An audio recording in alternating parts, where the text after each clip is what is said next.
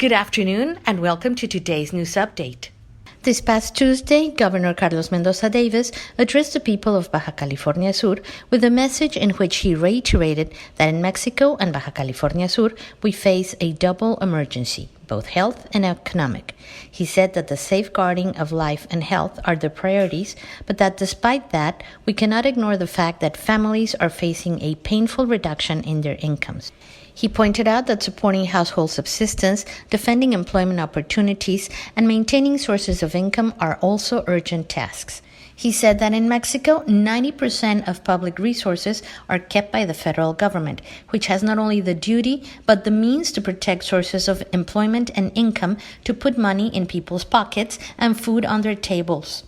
He remarked that the government cannot and should not try to replace the private sector as a generator of employment, and that failing to support either large or small companies is a mistake and an injustice, and said that the Baja California Sur government isn't sitting idle and that only 12 states in Mexico have given support to employment.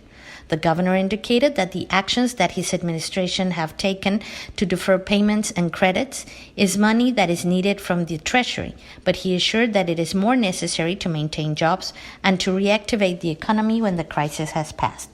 Governor Mendoza said that the state government is working in other actions to help the economy, and he added that the resources need to come not only from the state government, but also from the federal government. Carlos Mendoza Davis emphasized that the federal government needs to immediately implement a fiscal and economic aid program, and he added that the 9 governors of the National Action Party sent an urgent letter to President López Obrador to request that he immediately launch an economic emergency program, which guarantees that companies, regardless of their size, can continue to operate. In this letter, they demanded that 7 actions be taken. Number 1, to grant tax incentives. Number 2, to offer financing for micro, small, and medium-sized companies. Number 3, to implement basic solidarity income for independent workers. Number 4, to implement an extraordinary increase in expenditure budgets for states and municipalities. Number 5, to streamline the payment process for government suppliers. Number 6, to postpone the starting date for the new automotive production rules. Number 7, to support the national tourism sector. The governor closed his message by reiterating the call for everyone to stay home and promptly follow all the recommendations issued by the health authorities.